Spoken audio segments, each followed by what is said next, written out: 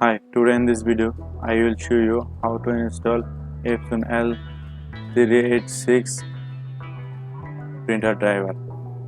So open the Google Chrome and search this printer number and download this printer driver, and next this is all everything this video available. For watch this full video I think you install this printer driver, and thank you watching, or please subscribe my channel.